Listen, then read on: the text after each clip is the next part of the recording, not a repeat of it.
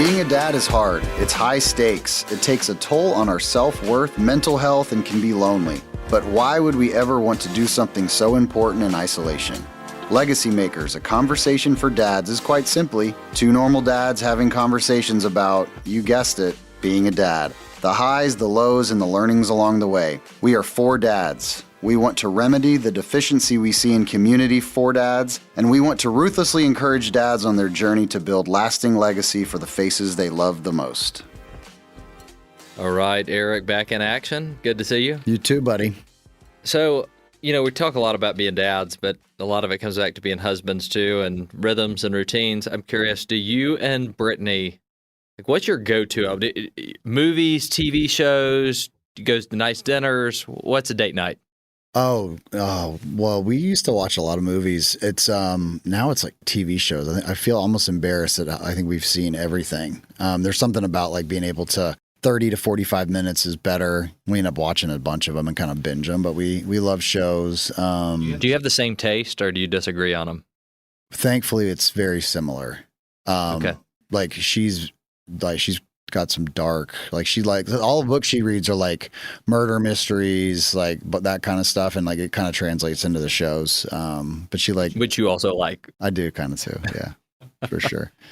So I feel like Laura and I are much more aligned on TV shows, but movies. I'm a few years older than her, and child of the '80s. I'm trying to get her to like these movies. I mean, she doesn't like Christmas Vacation, which is a big deal for us every year. This is bad. The holidays. But we had an issue a couple weeks ago because I wanted to watch Ferris Bueller's Day Off. She'd never seen it. Oh, my. Would you like to take just a minute to tell Laura why she should watch this movie? It's such a classic movie. I agree. It is a classic one. I think we all can identify with Ferris. We aspire to be Ferris. A little bit of mischief. But Ferris has a line in the movie that I think we should anchor on as dads for this one. I love this. He says, "Life moves pretty fast. If you don't stop and look around once in a while, you might miss it."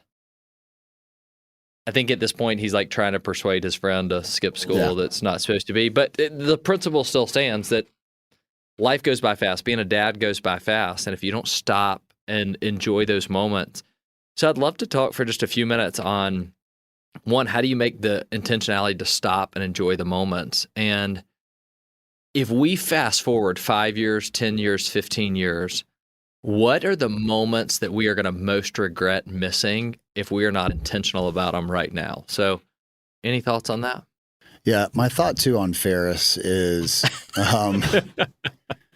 I think most people aspire to have his like mindset of not worrying about anything. I mean, this guy's he's mischievous. He's skipping school. He's lying to everybody. He's stealing what is a Ferrari? What was the red car? Was it a Ferrari? His buddy's dad's Ferrari. And so I think it's cool, but my gosh, like having him as a figure of like, this is how you should be a dad is not ideal.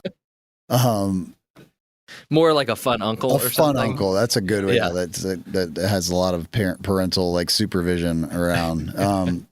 But no, you know what's so funny? I was thinking I'm thankful that I'm aware of where I sit right now with my children. My oldest just turned 11. And so there's some dads maybe rolling their eyes because their kids are way older than that. Like, oh, you have all this time.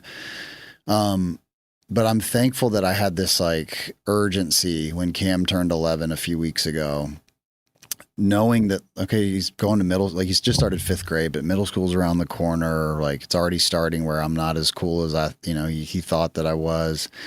So my fear, and I started to reflect on the things that I might have missed or didn't maximize, was more of the just like day-to-day, you mentioned rhythms, like the day-to-day rhythms or interactions that maybe were either rushed or I wasn't as present in, just because they just seem like it's okay to miss those. Like if we're going to miss something, these are the ones that it's okay to miss. We don't have to do bedtime routine tonight because I've got this thing I'm working on, because there's every night's a bedtime routine. And so I'm hopeful that I can really anchor to that moving forward, because I do think that's what I'm going to look back on. I'm like, dude, like you really didn't have to do those emails.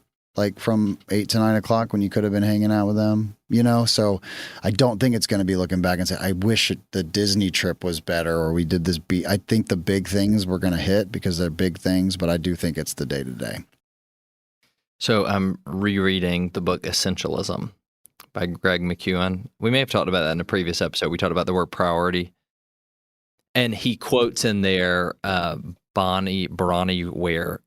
She's quoted in like if any leadership book, you find this one study from this Australian hospice nurse who chronicled the 5 biggest regrets of her patients when they were dying. Oh. So I know, here we go. I'd love to let's kind of go through those because I want to figure out if we're trying to play offense, if we're trying to get ahead of those regrets. I'm curious kind of how we think we're doing and where we may have some work. So you want me to give you one at a time or 5 in a row? Yeah, no, I think one at a time. Only one. Depressing episode. The great depressing episode. Okay, so number one regret, she says, of all the people, she's sitting by all these people when they're dying, biggest regrets. Number 1, I wish I'd had the courage to live a life true to myself, not the life others expected of me. Apply that to being a dad. Man, I realize that my parenting is different in public than it is in private because I care an awful lot what other people think about me. And I even think the decisions I make you were talking about what things to miss or not miss. Most of the time when I make a decision to miss something, for me, it's not about just working harder. It's usually something where I don't want to disappoint somebody else. And almost always the person that I'm not trying to disappoint loves me a lot less than my wife and kids do. Yeah, that's convicting. It's funny. I was telling you the story earlier today. Brittany and I have a monthly brunch on our calendar that it's just like a recurring kind of this day, once a month. And I canceled it today because I had a bunch of other stuff going on and had to run around. And my brain was, well, we were together. We just went on a big trip, a one-on-one trip, and we had 8 days together. But I didn't speak that out to her. I just said, hey. And so as I was leaving, she was like, oh, what are you doing later today? And I was like, Kevin and I are going to get to this, and this, and then I'll be home after Kevin and I do a couple, we're going to do a podcast episode. She's like, it's interesting that didn't get moved around, like to make room for the things you had to do this morning. And I was like, but we were just, I get it. I got it. But we were together for 8 days. She's like, I don't care. Like, it was, and so it was like that reminder to your point of who do you want to get an A+ from? And I think that's big. If we want to live a life and be the dad with no regrets, that one is big to me. Like being true to myself, and I would say my family, not just the people that I, for some reason, care about impressing. All right, number 1, you ready for number 2? Mm-hmm. I feel like this one we talk about a lot. The other 3 might get a little iffy here. The second one is, I wish I wouldn't have worked so hard. Now, this is a tension for me because we have said multiple times on this podcast, this is not the podcast that says, like, man, you got to quit your job. If you're going to be a good dad, you should not work hard. Right. Where do you find the line here?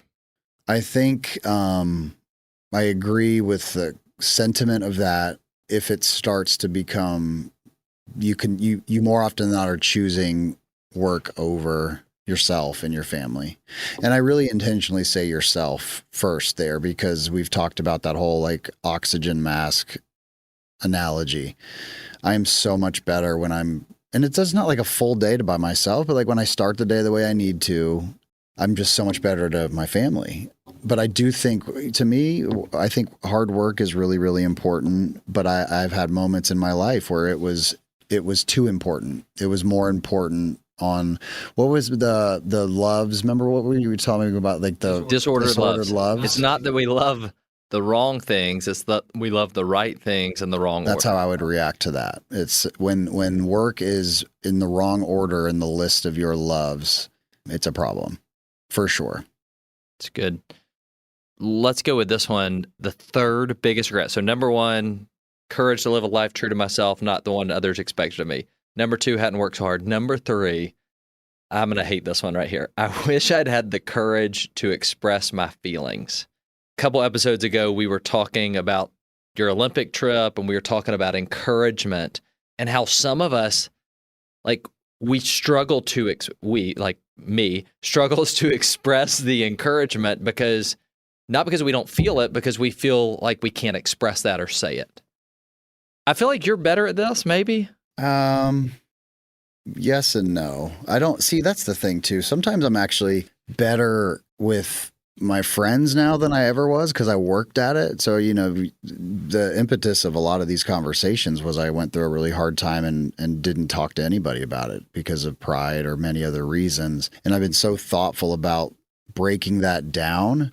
Oftentimes, because of work, because of just how busy life is, sometimes I'll sit there and with Britt at the end of the day, I'm like, it's just easier to go to bed. Like it's more of a lazy thing. And that I realize that is a big problem. But I don't know. When you say you're going to hate it, what about that do you hate? Just because I don't know. I really don't know what it is that I can't. My coach, and I like to say coach because then it makes me feel like it's not a therapist, but it's my business coach. Yeah. But my business coach says a lot of times that I don't express my feelings because I'm so attuned to what everybody else thinks. I don't know what they really like. I'm feeling this way, but my feelings are often a response to, are these other people happy? Are they sad? Are they disappointed? And so figuring out, but this is an area that I'm going to say publicly because Laura will hold me accountable if I say it on this podcast, is an area that I want to get better. Yeah. I find that it's easier for me to express my feelings on stage in front of 1,000 people than it is one-on-one. Yeah, I agree. I see it with my boys. Oftentimes I try to get underneath, how are you feeling? Like after a hard situation or a game, and I can see it. I don't know if it's my girls are too little, so we'll see if it's consistent, but I'm trying to pull out from my boys, what do you feel about this? And in fact, one of the ways I've talked to Bennett, my middle son, he's very to himself when it comes, like when he's not feeling it, it's just like everything's in. And we have this analogy where I talk about, imagine, get your backpack and we're going to put a bunch of rocks and bricks in it. And you and I are going to go around and walk around the little pond out back. And as you speak and like, imagine us taking some of these rocks out of your backpack and how much lighter does it get as you can, and that's like almost this visual to him about, buddy, like what you're keeping inside is preventing you. It's heavy. You know what I mean? Trying to like demonstrate to him so he can understand like the impact of not letting some of that out. You know what I'm saying? Because I'm trying to get them to understand that early. I think it's good. And I'll encourage you that I feel like you're leading the way on this a lot because I love to bust your chops when on some of these other things. But I remember getting a text message from you this summer, just sharing about a moment and a story that you were talking about. And you just said, this is the last part of your text message, like just sharing this because it felt timely as we strive for endurance and encouragement. And I feel like when we have the courage to do it, to share our feelings and be open, we give other people the permission that they're looking for to do the same. Yeah. So, well, I would just add to that, the thing to be careful of though, when you do that and share your feelings, it cannot be because I need something reciprocated. It has to be because it's for you to share. It's for someone else. Because, in that situation, if I wanted to share that personal thing with you, but I was needing something back and I put that on you, that's not fair to you to give me what I need. And that can be a challenge. It's really good. Number 4, man, I think this is when strikes at the heart of what we're trying to do in building a community. Number 4 is, I wish I had stayed in touch with my friends. Oh. She's sitting there, people are dying. They're like, man, I wish I would have stayed better in touch with my friends. But in this season of life, married, crazy job schedule, travel, young kids, I'm finding that hard to do. It's hard. Now, text message, man, I can tear up some group texts, like sending memes and that kind of stuff, but really staying in touch with my friends seems really tough.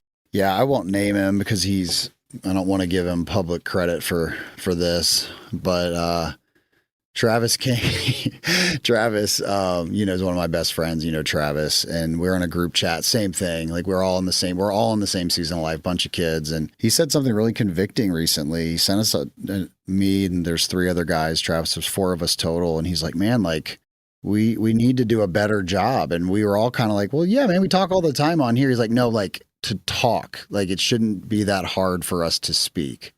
Because the first response was, hey, man, we're on this group chat all the time. And the next guy was, hey, we're playing golf in a couple weeks. And he was like, no, like to talk, like it shouldn't be that hard.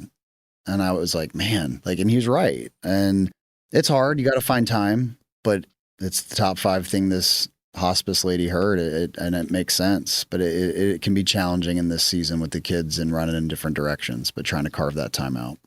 You know, we think about it a lot related to our spouses, that one day the kids are going to be out of the house, and hopefully we've got the relationship with each other that we want to hang out and do life together.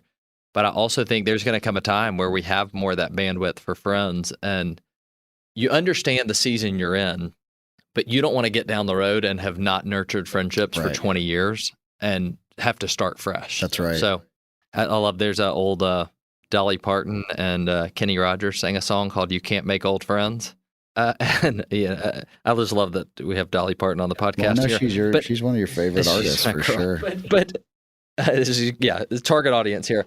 But I love that. Like, there's just something about those friendships and finding a way to nurture them. So, last one, you've hit on this a lot when we talk. I'm curious your thoughts on this. Number 5, biggest regret of the dying. I wish I had let myself be happier. Yeah. Wow. The interesting word on that is let myself. Like when I hear that, I just take a pause and I wonder sometimes how often am I not allowing myself to be happy? That's a heavy one for me, because to me, I think it's some of the things we talk about is just the pressure on everybody.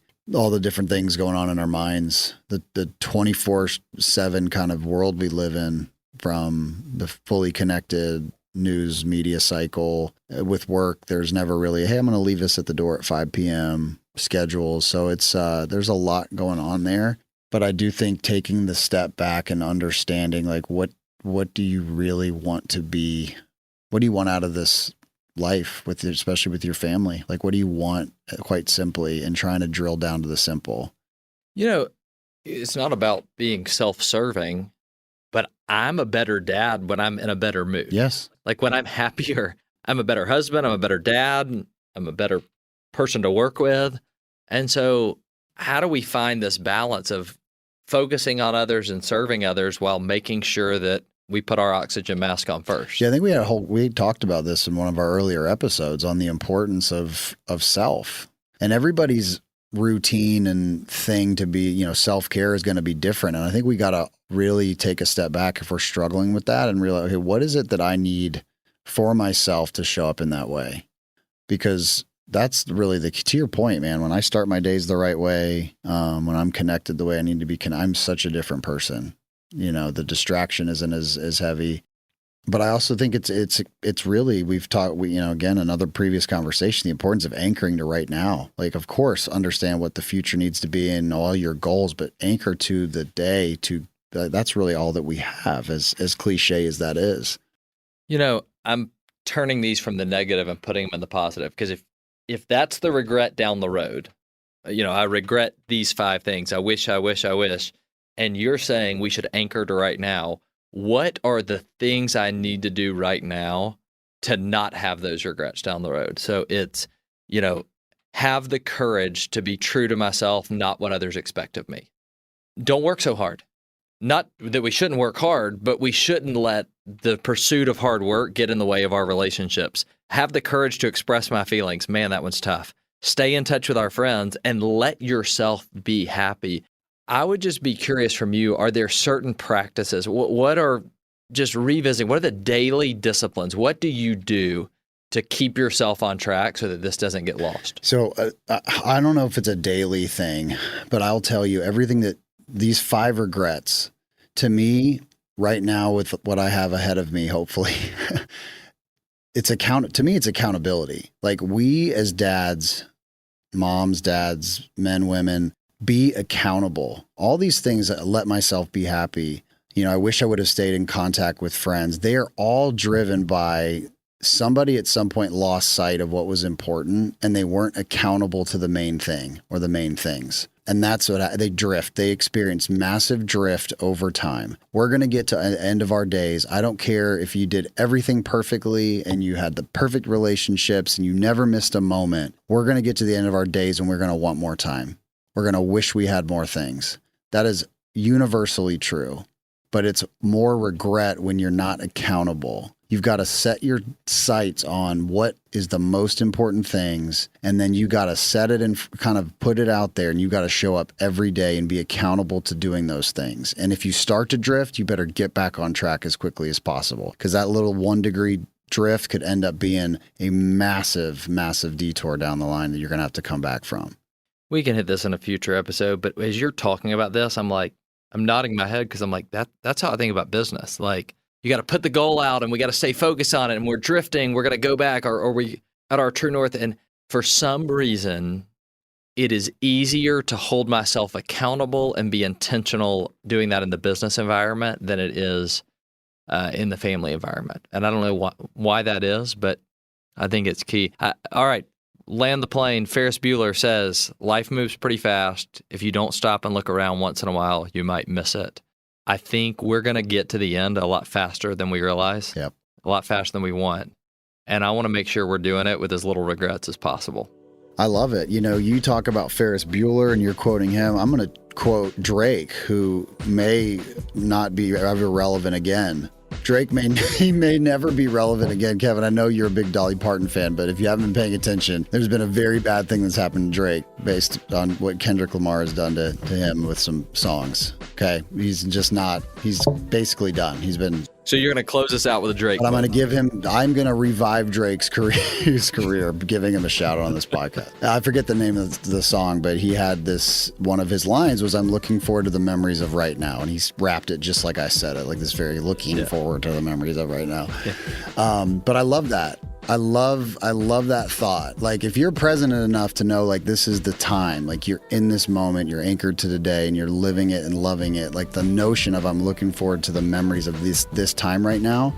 And how beautiful is that if every day you can feel that way, and in 2 years you can feel that way, and you're stacking that up. But you gotta have that mindset. You gotta channel Drake. Looking forward to the memories of right now. I love it. Ferris Bueller, Dolly Parton, and Drake. You can't get that on any other podcast other than Legacy Makers. You're not going to want to miss next month. This is great. And let me be really clear for the few listeners we have. We turned the mics on this one. We're like, let's just see how this one goes. So that's all stream of consciousness. You're a talented guy, Kevin. Let's do it again next month. Thanks for listening to Legacy Makers with Kevin Scott and Eric Blumenthal. Make sure you download and subscribe wherever you get your podcasts. This podcast is a production of BG Ad Group. All rights reserved.